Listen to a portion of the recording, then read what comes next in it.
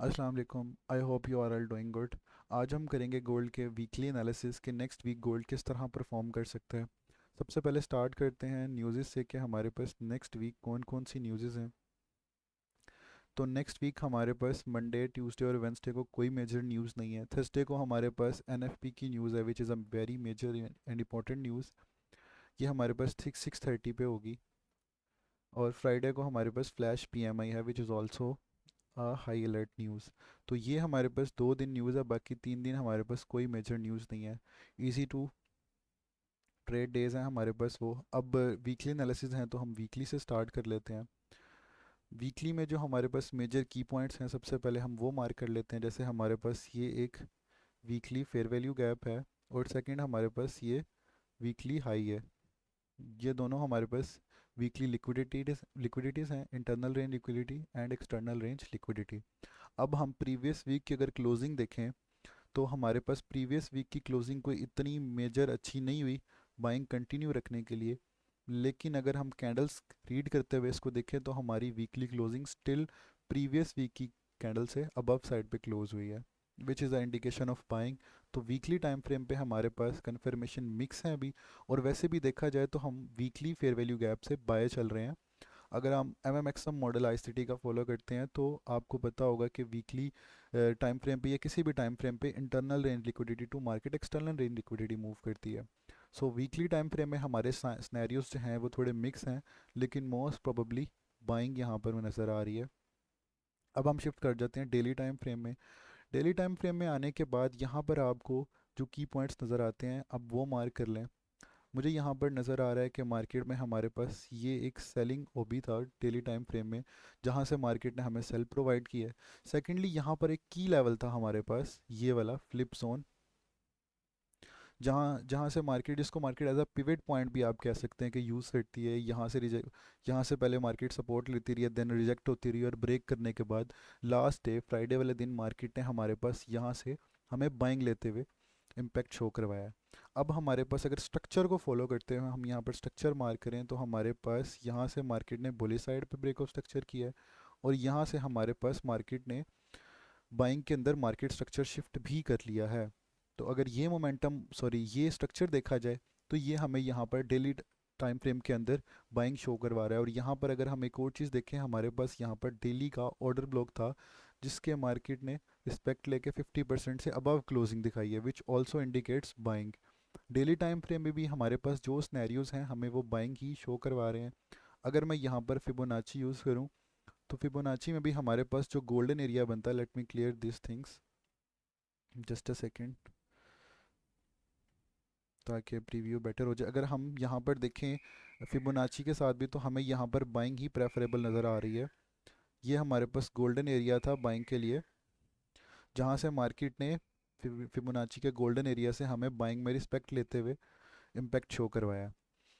अब इसके अलावा जितनी भी हमारे पास यूजुअल कन्फर्मेशंस हैं वो सारी की सारी हमें बाइंग में बेटर नज़र आ रही हैं।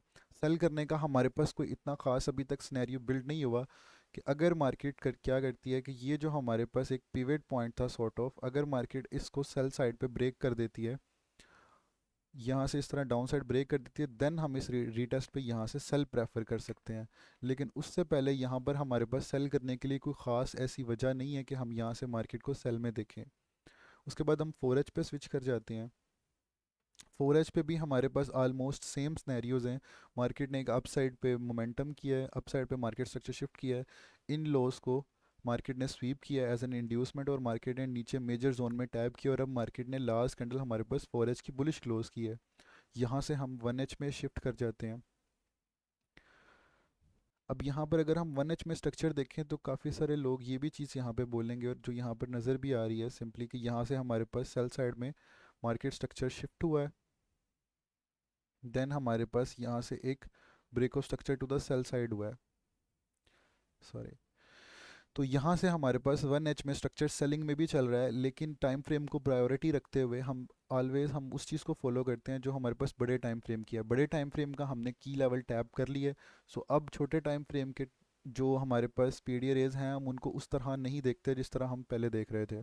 अगर मार्केट यहाँ से सेल को कंटिन्यू रखना चाहती है तो मार्केट अगर इस लो को ब्रेक कर दे, इसको जोन को फ्लिप कर दे, देन यहाँ से सेल हो सकती है। या उसके अलावा हमारे पास जो सेलिंग के लिए लेवल है वो हमारे पास एक ये लेवल है मार्केट के सेल होने का। उसके अलावा हमारे पास दूसरा ये एरिया है एक, जहाँ से मार्केट हमें सेल दे सकती है। ठीक है। लेकिन अगर मार्केट इन लेवल्स के अबव क्लोज कर देती है, जो कि हमारा सॉर्ट ऑफ ब्रेक और स्ट्रक्चर भी हो जाता है, और मोमेंटम अपना अप साइड पे हमें शो करवाती है मंडे ओपन होने के बाद इस तरह कुछ, तो फिर हम इन हाइस को as a liquidity points target करेंगे कुछ इस तरह। और हम अपने टारगेट्स कर सकते हैं टू द दिस हाई। ये जो हमारे पास ऊपर हाई पड़ा हुआ है, हम इसको यहाँ तक भी देख सकते हैं। लेकिन ज़रूरी नहीं है हम यहाँ पर अपने माइंड के हिसाब से सारे स्ट्रक्चर को बिल्डअप करें। हम यहाँ पे मार्केट ओपन होने के बाद मार्केट का बिहेवियर देखेंगे, उसके बाद हम अपनी प्रिडिक्शंस कर सकते हैं। सपोज़ मार्केट ओपन होती है और इस लेवल को ब्रेक कर देती है, इसको डाउन साइड पे ब्रेक कर देती है, या मार्केट इस लेवल पर आने के बाद ये जो हमने ऊपर जहाँ से बाइंग कंटिन्यू के लिए लेवल ड्रॉ किया है, मार्केट यहाँ से अप साइड आती है, इसको टैप करती है, और मार्केट इसको इस तरह सपोज़ आके टैप करती है, और यहाँ पर मार्केट इन लेवल्स को ब्रेक करती जाती है, जो यहाँ पर हमारे पास लोज होंगे, तो भी हम अपने स्ट्रक्चर को उस तरह बाइंग कंटिन्यू स्ट्रॉन्ग में नहीं देख सकते। सो हम मंडे ओपनिंग के बाद ही इसको ज़्यादा कंफर्म देख सकते हैं। लेकिन एज़ पर माय प्रेडिक्शंस जो अभी तक मुझे स्ट्रक्चर नज़र आ रहा है वो मुझे ज़्यादा बाइंग ही शो करवा रहा है। सो अभी मेरे पास ये कुछ लेवल्स हैं सेलिंग प्रेफर करने के लिए। मैं जो इतने आइडियल नहीं समझता मैं कि मार्केट में आपको डायरेक्ट यहाँ से सेलिंग या बाइंग करनी चाहिए किसी भी जोन से। अभी मार्केट ने इस एरिया से रिजेक्शन ली है, तो यहाँ पर अगर मैं छोटे टाइम फ्रेम में देखूँ, तो जिस तरह हमने सेलिंग के जोन्स निकालने हैं, हमारे पास ये एक बाइंग का जोन भी है जिसको हम फॉर बाइंग यूज़ कर सकते हैं, जो कि एक अच्छा लेवल है। लेकिन मार्केट का स्ट्रक्चर देखते हुए अगर स्ट्रक्चर ब्रेक नहीं होता तो ये इतना स्ट्रॉन्ग लेवल नहीं है। हम वेट करेंगे मार्केट मंडे को ओपन हो, हमारे पास एक ये लेवल है सेलिंग के लिए, एक ये लेवल है, और हमारे पास ये लेवल है बाइंग के लिए। उसके अलावा मंडे को हम मार्केट का स्ट्रक्चर देखेंगे, और स्ट्रक्चर को देखते हुए हमें जो स्ट्रक्चर मिलेगा हम उसके बिहेवियर को देखते हुए नेक्स्ट ट्रेड्स प्लेस करेंगे। That sort of my analysis for gold. मैं काफ़ी टाइम के बाद एनालिसिस पोस्ट कर रहा हूँ, लाइक के कह लो कि मैं फ़र्स्ट टाइम ही पोस्ट कर रहा हूँ ऑन यूट्यूब, तो सॉर्ट ऑफ थोड़ा सा नर्वसनेस है। नेक्स्ट इंशाल्लाह जो है वो इससे बेटर एनालिसिस होंगे, थोड़ा फेमिलियर हो जाऊंगा, थोड़ा सा रिकॉर्डिंग से इजी हो जाऊंगा, तो फिर इंशाल्लाह इसको बेहतर कर लेंगे। बाकी जो मेरे अभी के लिए प्रेडिक्शंस हैं गोल्ड पे वही हैं। Thanks for watching.